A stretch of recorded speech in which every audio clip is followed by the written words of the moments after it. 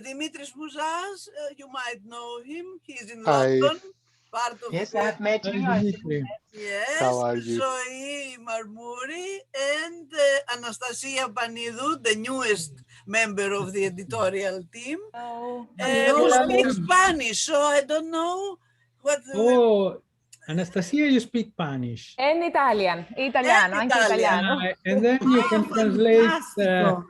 for Posso Maria, tradurre for tutto. Maria Esther. Yes, fantastic. Okay, in Thank that you. case, we don't need to speak English, okay? And I will record everything and then we'll translate. Ah, No. So we can speak whatever language we know. Actually, we could switch Yeah, from one to the Almost. other. Don't confuse the cat, please. We have a video to make after all this discussion. So, we could change like we did in the exercise last time. okay. can I just say that I am in Denmark, and that's why I've got so confused about the time. I see. So I may have to leave after 1 hour, which I'm sorry about, Oh, just so- because I made the wrong calculation. I see. You know, well, I suppose it was a very exciting venture. It was a very exciting thing to do. I think that we all came from different positions, and we were trying to find something that we had in common. And so really, I suppose each of us might talk about what position we came from. So my overwhelming drive, the thing that has driven me in all my systemic psychotherapy work, is really to try and think more about how difference, in the sense of coming from different cultural backgrounds, different political backgrounds, different social backgrounds, has fitted into our systemic work. And I was so happy to find friends in Gilles Deleuze and Guattari, who have also been preoccupied with this and very much influenced by Bateson, keeping the tradition going. So that's really what I came with and for. And I think I find that my co-authors are also interested in what is behind, not only what is on the surface, but what is behind. And of course, this is a metaphor that the psychoanalysts use all the time, but we do not mean it in the way of the depths. We mean it in terms of what is the extent and the complexity of the context, and how does the different aspects of the context interrelate, in folds and in momentary kind of positions. So I think I found a lot of commonality with my authors in this, because I know that when I say I'm interested in culture, it doesn't make sense, really. Culture is nothing but an illusion as far as I'm concerned. Really, what you mean when you say that, it means that you are really interested in difference. You are beginning with difference if you do cross-cultural work. So that's what I've come with. And I think that my chapter and the chapter I wrote with Maria Esther is maybe speaks to that particularly, but I think we are all speaking to that all through the book. So that's one thing. And the other thing, the other part, is that I'm very keen to get away from the text. The text is a trap often. A text can trap us. And I know that from my work as a lead of a doctoral program. My students love the text. What they forget is who is behind the text. And so in a similar way, I think we try to convey what we mean by using other media than just text. So our little installation in in Naples was about getting away from text, try and communicate what we mean by having complexity and no boundaries without text. And I hope that we can carry this forward. And I'm looking forward very much to Ljubljana to do something else that conveys this very important point, that A what we video do- could be a kind of construction, what you say. Yes, I hope love so. that. I hope so, because it is a very difficult thing to convey to trainees, you know, that everything is in flux, that really we just punctuate and then we move on. This is a very difficult thing to convey to students. They like things being in categories, they like things being certain, they like to know where they stand. But I think that there are ways of teaching this complexity from the beginning in different ways than is being taught now. So maybe that's all I will say for now. Culture is an illusion. Yeah. But Wow. then she said something else, I think. Inga said, culture is attention to differences. I just was saying that if you look at the number of definitions of culture, you get very, very confused. There are so many, so many. If you instead look for differences and are interested in differences, I like this very much. Yes, I like it. Okay. Yes, I it is think- a provocative. It is a provocative phrase, no, Yeah. in some Yes. way, and we need provocation because there are a lot of words: empathy, culture, resilience, and a lot of other words that we use as a, you know, as a something that cannot be discussed. No, something- Unconscious or relation.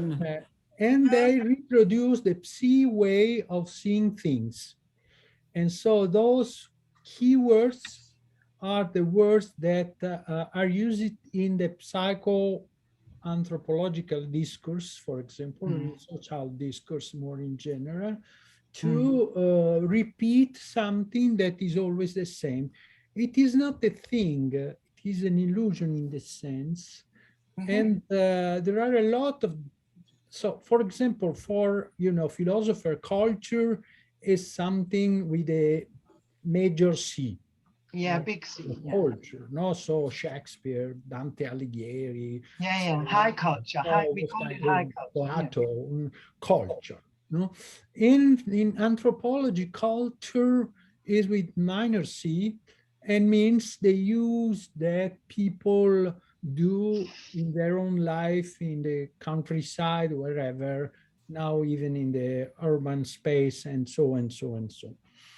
But we prefer the word ontology in the sense that, you know, the risk we take is that everything is cultural, and so we shift in some kind of culturalism that is also relativism.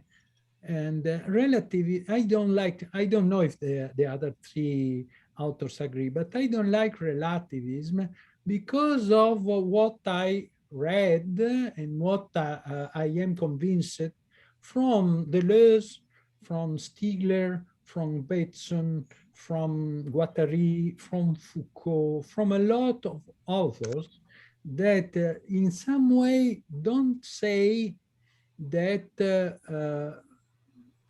word is relative. They say other things, but they use prospectivism. It's happening something very interesting, because it's happening the same process we were having while we were writing the book. We were talking about things, we were stating our differences, we were not deciding what to say, but all the articles were in some ways changed. And then when we read the final drafts of the book, it was, I think, very good. It's happening the same thing. I think we have differences, and we didn't need to agree, but we all assimilated in some ways the perspective of the other. Or coexist, following Yeah. Maturana. Yes. Bueno, gracias Anastasia. Nada. Pensaba mientras los escuchaba en Bateson y en su concepto de ethos, que Britt trabaja muy bien en algunos de sus textos, donde justamente lo que Britt trae es la idea de que ese ethos aparece en las emociones, en los encuentros.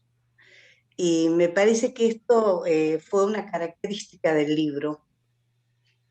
Las emociones llamaron, de alguna manera trajeron a los contextos de cada uno y a las relaciones que fueron armándose en el proceso de construcción de este libro. ¿Es claro para vos lo que digo?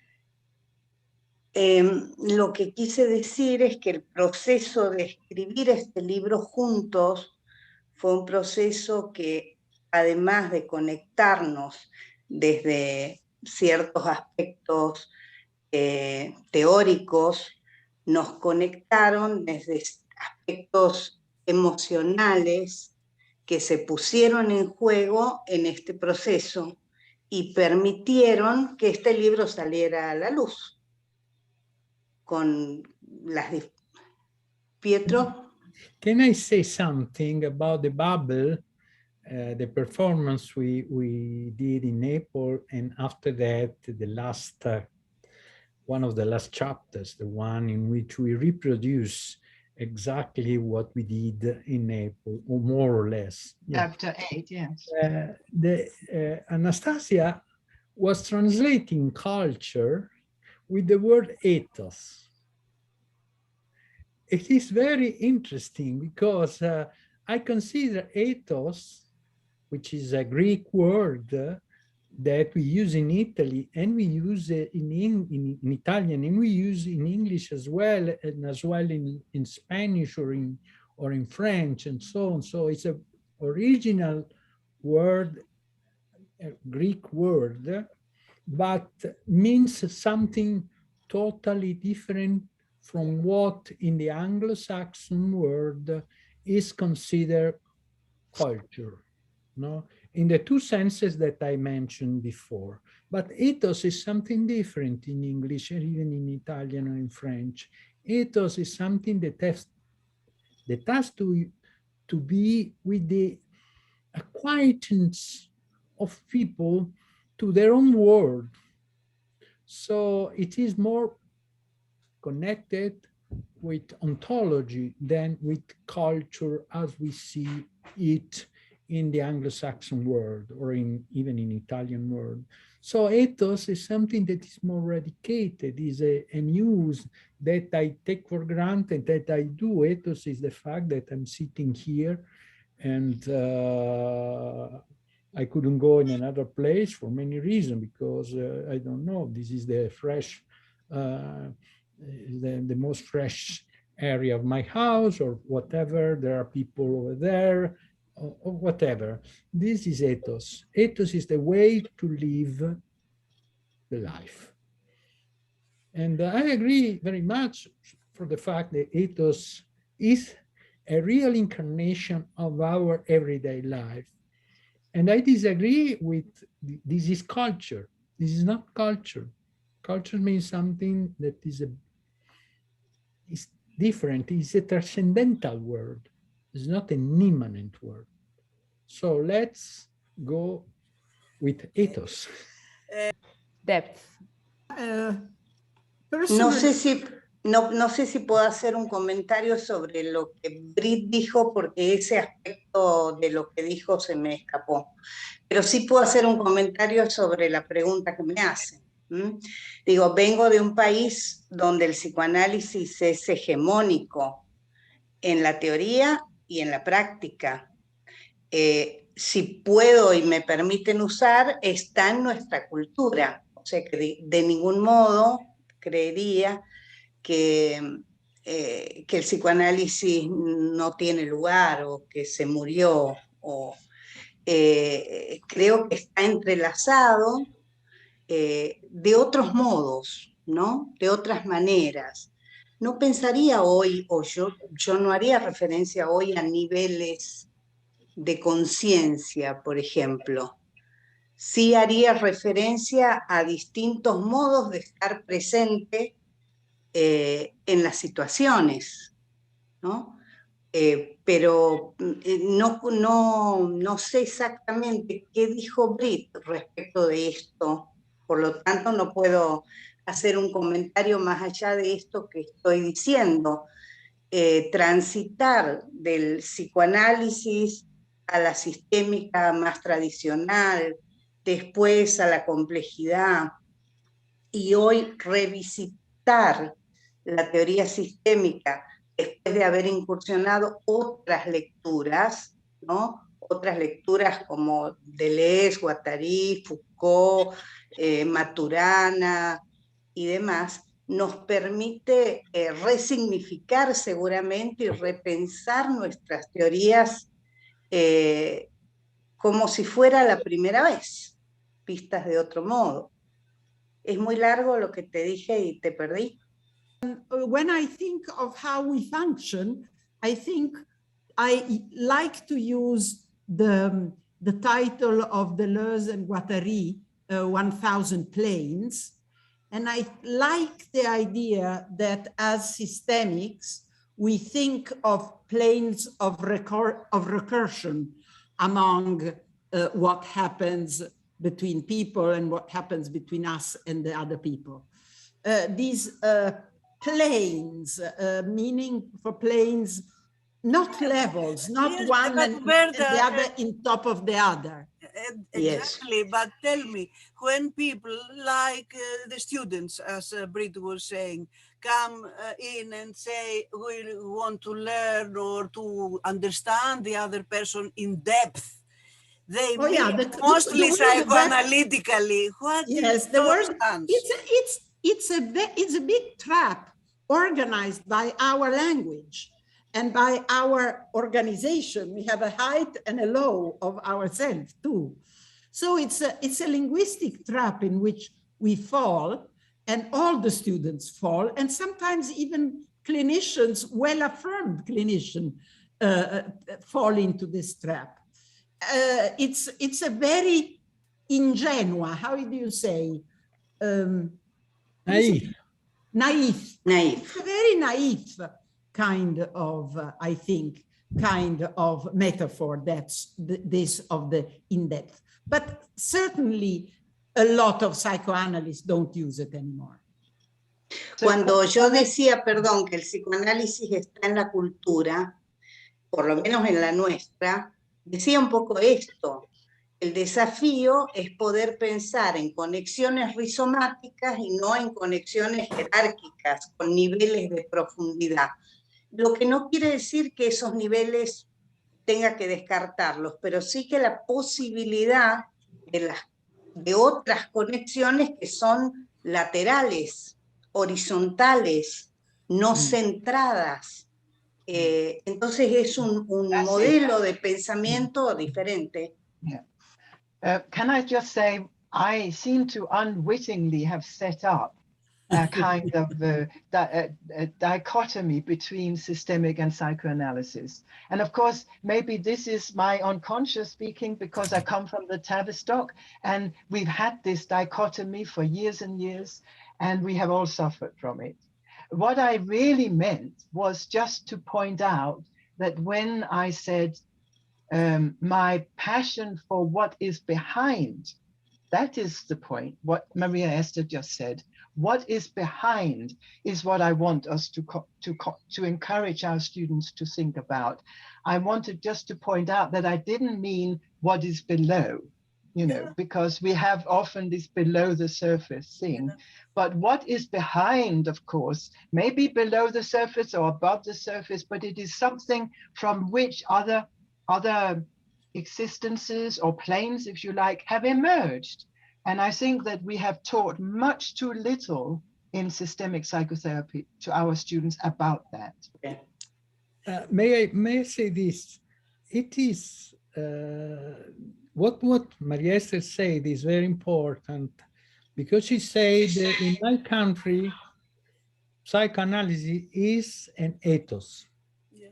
a way Okay. of living. And I've been many times in Buenos Aires, not Argentina, Buenos Aires, which is a No es lo country. mismo. And I see in the way in which people walk in the street, the sound of tango, the sound of lunfardo, and the sound of psychoanalysis in some way is a kind of style of life. It is not culture in the sense that it is something that is in the blood in some way, using a metaphor, of course, of the people who live in Buenos Aires. No? And I am very attracted from this poetry of life, for example. No? And this is one thing. The other thing is going too deep, well, there are different kind of, psychoanalysis is like philosophy, One cannot say, I reject philosophy, the difference is that philosophy was born in Agrigento or in Mileto or in Athens many centuries ago, and psychoanalysis was simply born more or less between Paris and Vienna at the end of the 19th century in some way, but it is a way of knowledge. And if you confront different kind of psychoanalysts nowadays, you find a lot of differences. One of the author we mentioned as a point of reference we have, Felix Guattari, was a psychoanalyst, but was a psychoanalyst completely different from, for example, I don't know, Ernest Jones or Carl Gustav Jung. Why? Because psychoanalysis open a possibility of thinking that is new. If philosophy was the way of thinking in the world in different ways, seeing something behind or beyond the world, psychoanalysis invented the unconscious. Well, I think I can put some passion into the fact that we have produced this book in one way as a present to all the trainees. Because the trainees are not exposed to enough complexity. The trainees are, I can't speak for the Greek trainees or the Argentinian trainees or maybe a little bit for the Italian trainees, but of course I can only speak for mine. And I know that they get stuck. They get stuck in categories. They get stuck in technique. They get stuck in having a handbook of how to do things. Yes. We must follow this, we must follow that, and you get your tick. They do not get very inspired. So I suppose I would see what I wrote in this book as my development, my last point of development of something that I can give to others as a perhaps a path to follow. So if I go back to this thing about culture, the way that in England family therapy teaches culture is a thing. Then for years, I wanted to break that down, and I taught that culture is about meaning. So that was the intermediate step. Now, I would not say that. I would say that the idea of meaning is too closed in the way that Pietro was talking about. If we think about meaning, we end up in relativism. So, but even so, I don't mean to go back to culture being a thing. Culture is that Danes do this and Italians do this and all of that. But that's the way we teach it. And so I hope very much that the text, certainly my text and other texts in this book, will open up this idea that it's about difference, but we can also create new differences that our trainees can connect up to and perhaps be creative with. So the book for me I hope it will be a gift to our trainees. Well, I thought that for me it was a very different process from usual. I am a kind of a solitary writer. And this time we were instead writing together. I usually write to organize what I already know. And this time I didn't know enough about Deleuze and Guattari, and I had to study. And so for me, it's really been a big also gift that these three other people allowed me to participate, but also it was useful for me to change my usual ways of writing. What is this book for me?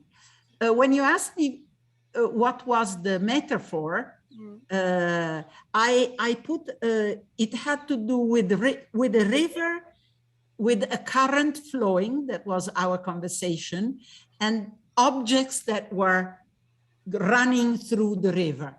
For example, leaves or pieces of a tree or a branch. And this was the image that came to my mind immediately, because it was both how I felt we were working together and how it resulted. We were putting ideas on the table without deciding who would take them up or what we would do with them. But they worked in us. And I really hope that the reader will do exactly the same thing. Will go through the pages and pick what the person thinks he or she needs, what interest makes the person curious. I hope it will perturb some people in the same way. A river, I am in the river or I'm outside of the river, I'm both, and I see things coming down and I decide what to do with them. But there is sound, there is fresh water, there is a lot of things. It's nice, it's complex. Okay. Puedo decir qué fue este libro para mí. Para mí este libro, estaba pensando, fue un pretexto, ¿no? Tuvo como dos momentos, un pretexto y un texto, digamos. Un pretexto para salir del estancamiento del que hablaba Britt y para empezar a encontrarme con otros que también se sentían con la necesidad de hacer esta diferencia y de encontrarse en una búsqueda de revisitar nuestras teorías desde otro lugar y transformarlas, también para mantenerlas vivas. Creo que eso fue el pretexto de escribir este libro, que permitió este encuentro con estas tres personas, a las que yo denominaba como un cyborg group, ¿no? Un grupo que se armó entre partes humanas y partes tecnológicas. Yo no hablo inglés, Britt no habla español, Humberta tampoco, y sin embargo fue un desafío de construir juntos en estas diferentes lenguas, diferentes procedencias e ideas, un grupo capaz de pensar algo que creemos que es una propuesta diferente y ofrecerla a los lectores, estudiantes en formación o terapeutas experimentados. Creo que también puede servir para ellos, ¿no? Y ese fue el texto, pero quiero validar, enfatizar el valor del pretexto para mí. En los dos sentidos, ¿no? Previo al texto y pretextar un motivo para encontrarnos, ¿no? So I want to stress something that Maria said about text and pretext, because pretext in Italian, and I think also in English, and maybe also in French, pretext means two things that are different. One is before of text, and one is pretesto, pretext. Excuse. And what I would like that the trainees, but even the colleagues read, it is more than the content of what we wrote. It is the style that we used. So we decided not to be, how do you say, dogmatic. So not to be coherent one to the other in terms of content. But we decided to use a style that is similar, which is the style of Brit, the style of Brit, when she says culture is an illusion. It's something that is, it's a punch in some way. So the other thing, well, it's too much, and you have the possibility to explain what does it mean. This is style. So the punctum, the revolutionary children of Maria Este are a punctum in some way, no? The consideration of the heterogeneity in the institution is a punctum. My idea that schizophrenic people, when they go to the psychiatric unit, get worse and worse because they become paranoid. The punctum. What does it mean, a punctum? It is, well, I have to think about it. It is not, oh, I agree with it completely, no, because I know there are people that went to the psychiatric units and not all the psychiatric units are the same. And there are psychiatric units like in Trieste where they go and improve and so on. But people of Trieste reading this say, well, it is very interesting, this kind of things, because it's a punctum, it's a provocation. So we have to rethink our idea, reviewing our theory at any moment. But I agree. I would like to enhance, Pietro. I would like this book to perturb, like a little piece of sand that enters into the eye, and the eye has to organize to kick it out.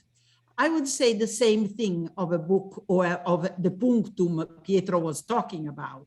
In which Roland Barthes used punctum, which is the pretext of going on with something that happened in the text. Because it is a political book, I think, and it is a political book. It takes a big political stance. It talks about ethics and it talks about aesthetics, but the third word that is not expressed in the title, but is through the book, I would say is a political stance that has to do with responsibility, with the need to take responsibility for what happens. And I think it's a very, very important. We talk about, we say it all the time. First, Brit had suggested it, that we were talking about it, also using cinema or films or music or other metaphors. But I think that this political stance is transversal to the book. Yes.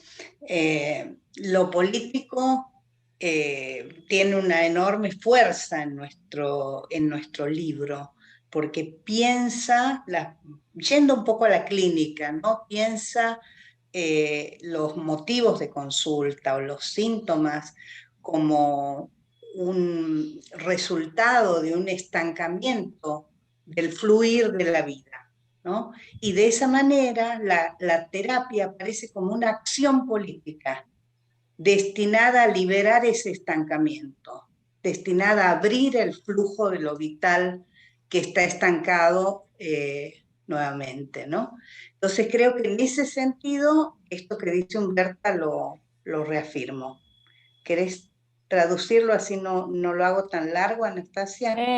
Sí, ahora lo que hago es que lo escribo en español a traducirlo luego.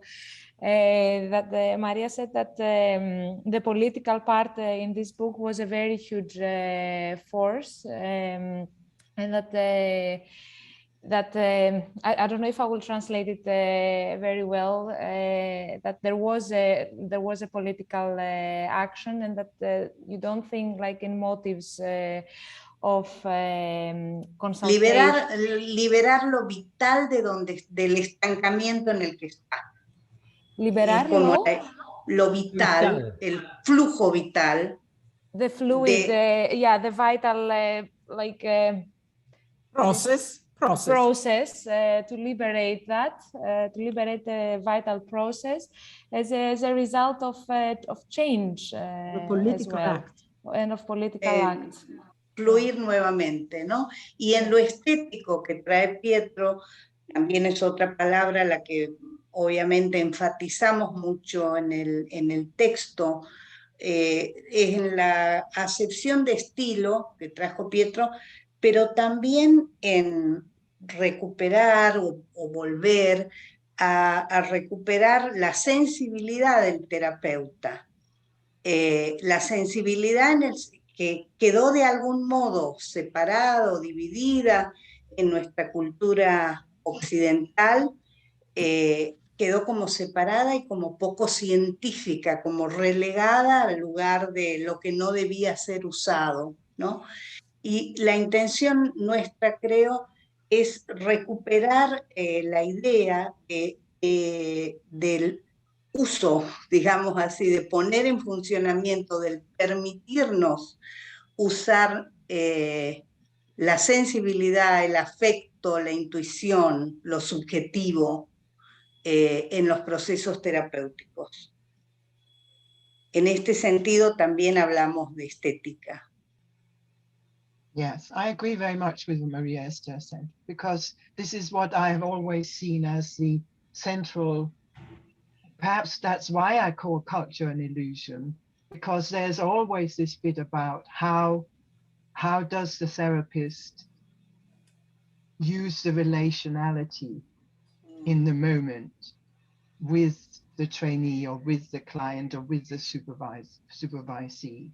And that is a political aspect, because we are always trying to produce difference in that and not see it from our own point of view. And that to me is all my work with race and culture in the UK has been about that. It has been about honoring that we can produce something together, but that we always have to doubt our own ontological stance. I would agree, enhance what Britt says. It sometimes is very important that the therapist change its mind and changes the values or the judgment on the situation. And it's very powerful, and we don't do it enough or don't teach it enough.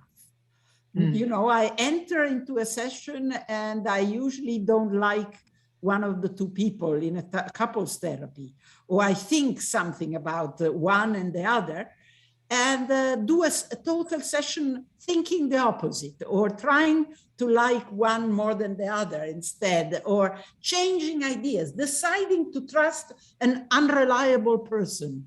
And you see change coming through. It's really impressive sometimes, this possibility, a relational possibility of using subjectivity in a different way. Yeah, I would add something, coming back to Maria Esther, about the word aesthetic in connection to the word ethic in some way, no? Because, you know, she added something very important, aesthetic as you know, you're Greek, so you know that. Why are you asking us? Right. This is a word that means the senses, the perception, sensibility. That Yes. was considered something that has to do with the beauty, just from Baumgartner in Germany in the 18th century, at the end of the 18th century. But aesthesis and aesthetical things are, first of all, something that concerns the smell, the gaze, the sound, and so on, the tone of voice, and so on. And this is very important because this is something that has to do with aesthetic, as well as it is something that has to do with ethics, in the way Umberto was telling you. So in the way in which you have some impression at the very beginning, and this impression can change. So we are working about an aesthetic of feelings, of affects, no? Affect. There is an aesthetic of affects, a style. This is the style of things. Yes. This is what I mean, of what we mean, I think, about this. I was just wanting to remind us of the word that Bateson did use, but we have to also be careful not to be sentimental, which is the word grace. That grace also connects to the aesthetics.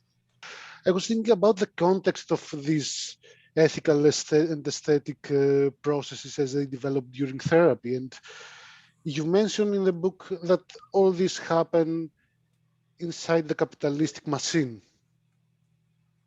And you also mentioned lines of light. And if I was wondering how we can escape from this machine, maybe sometimes, maybe a little during therapy.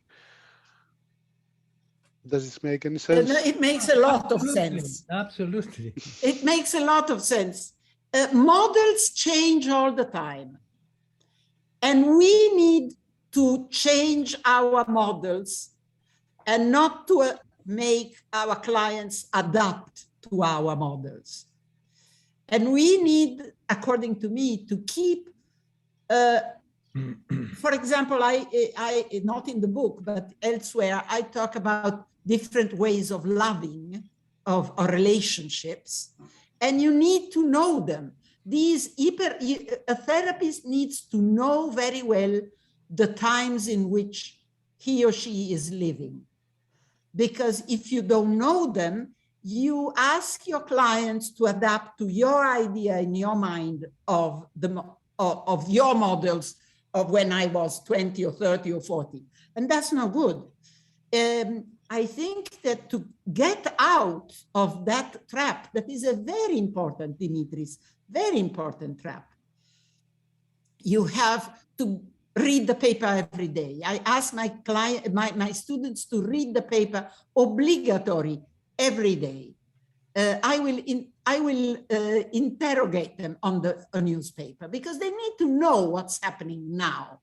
I prefer that they read the paper than they read the last Maturana book. So I think it is a very important statement, this of changing metaphors, changing ideas, allowing people to behave in different ways, questioning the categories we are utilizing all the time.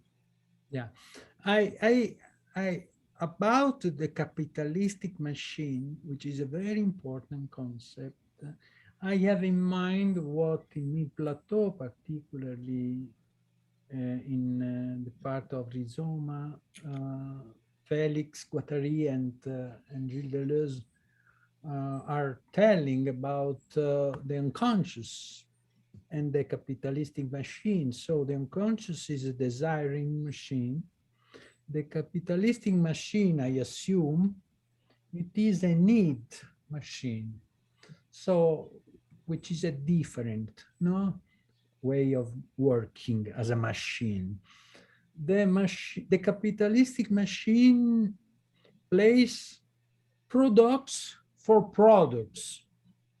So the capitalistic machine is a machine in which there are products that goes to the market and are sold to the people to reproduce the process that Barnett Peirce was calling modernism or modernity. So this is the way in which the capitalistic machine works. Felix and Guattari, Felix Guattari and Deleuze, they say something like the unconscious is a desiring machine. So it's not something that we have in our soul, in our individual part or so on. It's a kind of machine in the sense of a kind of social production parallel and different from the capitalistic one. And what they do, they work for work, for work, for work, for work. They don't work for a product. They produce something that is not a product. They produce for production, and so on indefinitely. So, which is the concept of desire, different from the content, the Concept. of need. So need is transcendental. Desire is an immanent process concerning our life. And so this is the only way, I think, to escape to the capitalistic machine, which is not just therapy, which is also art, which is also every kind of things that works in this world, in this way. So the way of producing something for the desire of the other, for people and so on. Vuelvo un poquito a eso. Esto creo que dice Pietro, me gustaría rescatarlo, porque la idea es que somos un pliegue con ese afuera, que esa forma de vida capitalística no solo está en nuestros modos de vida social, culturales y económicos, afuera de lo familiar o del sistema, sino adentro como un pliegue de nosotros mismos. Y desde ahí, digamos, el trabajo que hacemos es para tratar, digamos, de justamente esto que decía, de que estas máquinas de reproducción de ciertos modelos opresivos de funcionamiento al interior de las familias, instituciones o relaciones puedan dar lugar a otros modos de vida, a otras formas de vida. Y creo que ahí es donde conecta todo esto que estamos diciendo con el trabajo terapéutico. En mi artículo específicamente hablo de la infancia como revolucionaria, ¿no? La infancia en su potencia revolucionaria de generar cambios a estos sistemas binarios, dicotómicos, de opresión del deseo, como decía Pietro, ¿no? It creates needs, the capitalistic machine, if I understood that right. Entre otras cosas, crea diagnósticos. Oh, sí. Mucho, mucho más. Yes, and products. And therapeutic models, especially in the public sector. One thing that is a key word that is very important is the word fold. Fold. The key words that uses Deleuze in a book, which is a very important book, the one of Leibniz and the Baroque. So the Baroque is a plea in which you can plea and refold, fold and refold and refold and refold everything. And so this is the difference that you can assume against in alternative of the binary system of capitalistic world. It has to do with what is here in the Eso, piega. sí, eso. And you don't see it, but it's there. Yes.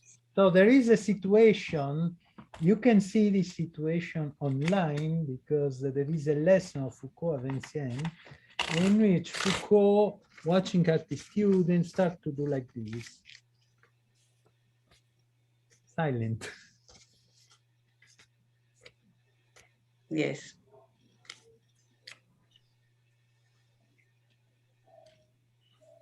Y despliega. And that when I arrive at this point, it says, this is for the viscosity of the paper, but we can fold infinitely this. And when you unfold, what you find is something always different to reading. And this could be a very good metaphor for our book. In the please, in the pieghe, we would like people, readers, to find things very different for each person who reads it.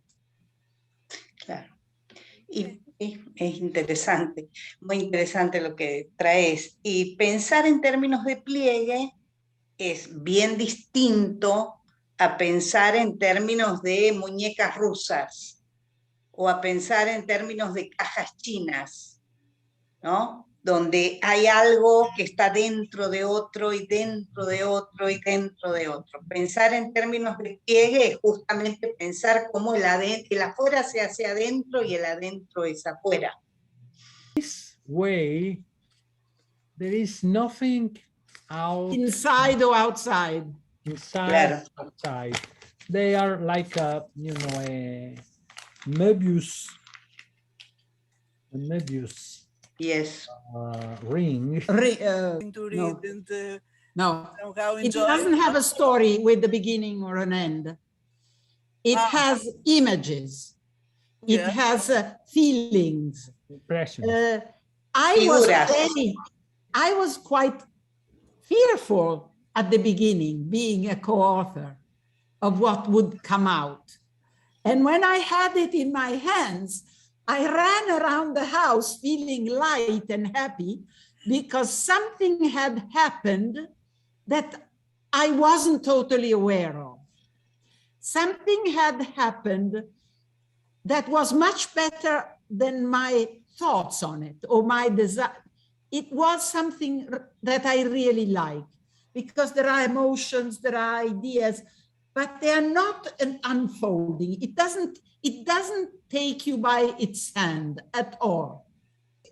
I would like to ask Dimitris, did you read the book? Yeah, most of it. And how was it difficult? How was it? Well, Can I do my interview first? It's my first chance to meet somebody who read the book. I'll start with, I really enjoyed it. I can say that almost, it's too soon, but I would say that I loved it. Thank you. Yeah. I didn't expect this word. Yeah. And sometimes it is difficult. And that is mostly because it introduces different ideas that are unusual to what the systemic literature is at the moment. But at the same time, it felt new. It felt almost like a breeze of fresh air for me. Thank you, Dimitris. Thank you. So it was something that it really helps me think, and it is a book that I plan to revisit a lot of times because the ideas are very new. I'm not sure that I understand them. I'm certain that I don't understand them yet, especially the Deleuzian neurology. Some I don't understand either. Yeah. Yes, It's how philosophy works, I think. Absolutely. And I would say I wanted to also add that the postscript felt when Pietro was describing the different folds and how you use different languages in the postscript, it felt like that, felt like having things that are there. I don't necessarily understand them. I don't necessarily see them, but at the same time, it was very emotional, very moving for me. Eso. Thank you. Thank Es you. lo más importante de todo este. Two ¿no? words important, emotional and Thank you, very- Dimitri. Gracias. Grazie.